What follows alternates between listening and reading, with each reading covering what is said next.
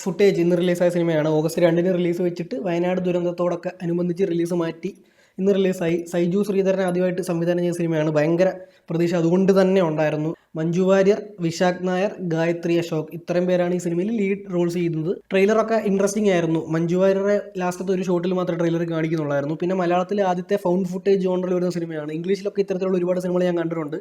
എനിക്ക് അത്തരത്തിലുള്ള സിനിമകൾ ഇഷ്ടവുമാണ്. 2 മണിക്കൂർ 6 മിനിറ്റാണ് ഈ സിനിമയുടെ ഡ്യൂറേഷൻ. ഇത്തരത്തിലുള്ള ഒരു ജോണറിൻ്റെ പെർഫെക്റ്റ് ഡ്യൂറേഷനാണ്. അപ്പോൾ എല്ലാം കൊണ്ടൊരു നല്ലൊരു സിനിമ. ഇപ്പം തിയേറ്ററിൽ ഹിറ്റായില്ലെങ്കിൽ പോലും സൈജു ശ്രീധരനാണല്ലോ, അപ്പോൾ ക്വാളിറ്റി ഒരു സംഭവം കാണാമല്ലോ എന്നുള്ള പ്രതീക്ഷയിലാണ് ഇന്ന് രാവിലെ ഇതിനാദ്യം കയറിയത്. അപ്പോൾ ഈ ആഴ്ച എന്ന് വെച്ച് കഴിഞ്ഞാൽ മലയാള സിനിമയിൽ സ്ത്രീ പ്രാധാന്യം കുറയുന്നു എന്ന് വാദിക്കുന്നവർക്ക്, അല്ല അങ്ങനെ പറയുന്ന സിനിമയ്ക്കകത്തുള്ള നടിമാരായാലും ശരി, ഓൺലൈനിലൂടെ പറയുന്നവർക്കായാലും ശരി, ഒക്കെ നിങ്ങൾക്കൊരു ലോട്ടറി ആയിട്ടുള്ളൊരു വീക്കാണ്. ഹണ്ട്, ഫുട്ടേജ്, പാലും പഴവും 3 സിനിമയിലും നടിമാരാണ് ലീഡ് ചെയ്യുന്നത്. അത് 3ഉം മലയാളത്തിലെ എക്കാലത്തെ മികച്ച 3 നടിമാരാണ്. അപ്പം ചുമ്മാ ഇങ്ങനെ പറഞ്ഞുകൊണ്ട് നടക്കാതെ സിനിമ പോയി കാണൂ, അല്ലെങ്കിൽ പിന്നെ ഇങ്ങനെ പറഞ്ഞുകൊണ്ട് നടക്കേണ്ടി വരും. ആവശ്യത്തിൽ ഒരു രംഗണ്ണനോ ഒരു രംഗണ്ണിയും കൂടെ ഉണ്ടായിരുന്നെങ്കിൽ എന്നൊക്കെ പറഞ്ഞുകൊണ്ട് നടക്കാവുന്നേ ഉള്ളൂ. അപ്പം ഈ സിനിമയെ പറ്റി പറയാനാണെങ്കിൽ ആദ്യത്തെ ഒരു 5 മിനിറ്റ് പോട്ടെ, ഫസ്റ്റ് ഷോട്ട് തൊട്ട് നമുക്ക് മനസ്സിലാവും ഇത് ടെക്നിക്കലി കിടുവാണ്. പിന്നെ ഒരു യൂഷ്വൽ സ്റ്റോറി ടെല്ലിംഗ് അല്ല. A സർട്ടിഫിക്കറ്റ് കിട്ടിയ സിനിമയാണ്.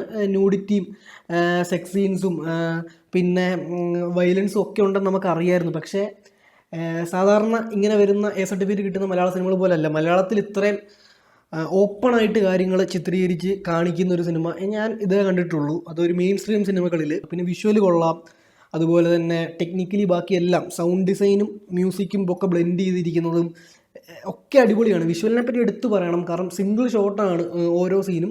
കുറച്ച് സീനുകളിൽ മാത്രം ഇങ്ങനെ ട്രാൻസിഷനിലൂടെ കട്ട് പോയി, പിന്നെ അങ്ങനെ ചെറിയ കട്ട്സ് 2-3 ഷോട്ടൊക്കെ വരുന്നേ ഉള്ളൂ. വിഷ്വൽ ലാംഗ്വേജ് കിടുവാണ്. അപ്പം അങ്ങനെ അവസാനം വരെ അതങ്ങനെയാണ്.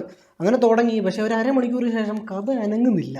ഒരു സംഭവം ഉണ്ടെന്ന് നമുക്കറിയാം, അത് ഇവരുടെ സംസാരത്തിലൂടെ തന്നെ ഇടുന്നുണ്ട്, പിന്നെ വിഷ്വലിലൂടെ കാണിക്കുന്നുണ്ട്. പക്ഷേ അതെന്താണെന്ന് പ്രൊഡിക്റ്റ് ചെയ്യാം. അതിലുപരി അതൊരു ചെറിയ കാര്യമാണ്. ഒരു ഷോർട്ട് ഫിലിമിൽ തീർക്കേണ്ട സിനിമയെ വലിച്ചിത്രയാക്കിയതായിട്ടാണ് എനിക്ക് തോന്നിയത്. സ്ക്രീൻ പ്ലേ ഭയങ്കര മോശമാണ്, അനങ്ങുന്നില്ല. എവിടെ തുടങ്ങി അവിടെ തന്നെ നിൽക്കുന്ന സ്ക്രീൻ പ്ലേ. ഞാൻ പറയുകയാണെങ്കിൽ ഒരു 30 മിനിറ്റ് ഷോർട്ട് ഫിലിമിൽ ഈ സിനിമ തീർത്തിട്ടുണ്ടായിരുന്നെങ്കിൽ, അതായത് ഇതേ ടീമിനെ വെച്ച് തന്നെ തീർക്കായിരുന്നു. ഷോർട്ട് ഫിലിം ഇപ്പം സിനിമാക്കാർ ചെയ്യുന്നതുകൊണ്ട് കുഴപ്പമൊന്നുമില്ല. അങ്ങനെയാണ് കിഡിലനായിട്ട് നമുക്ക് ഏത് ഫിലിം ഫെസ്റ്റിനും കൊടുത്ത് അങ്ങനെ ചെയ്യാം. പക്ഷേ ഇത് ഈ ഒരു ജോണറിൽ ഇത് ലോകത്തിൽ ആദ്യമായിട്ടൊരു സിനിമയാണ്, ഓക്കെ. പക്ഷേ ഒരുപാട് സിനിമകൾ കിഡിലനായിട്ട് നമ്മളെ ത്രില്ലടിപ്പിച്ചിട്ടുള്ള ഒരുപാട് സിനിമകളുണ്ട്. അത് വെച്ച് നോക്കുമ്പോഴത്തേക്ക് അതിൻ്റെ 7 അയൽവക്കത്ത് വന്നായിട്ട് എനിക്ക് തോന്നിയില്ല. അത് സ്ക്രിപ്റ്റിലെ പ്രശ്നമാണ്. ആകത്തൊക്കെ എനിക്കൊരു ബിലോ ആവറേജ് അനുഭവമായിട്ടാണ് തോന്നിയത്. എടുത്തു പറയുകയാണെങ്കിൽ മഞ്ജു വാര്യർ ഇതിലൊരു ക്യാമിയോ മാത്രമാണ്. 10 മിനിറ്റ് 15 മിനിറ്റ് അത്രയും പോലും ഇല്ല. അപ്പോൾ ഈ സിനിമയ്ക്ക് എൻ്റെ റേറ്റിംഗ് 1.5 ഔട്ട് ഓഫ് 5 ആണ്.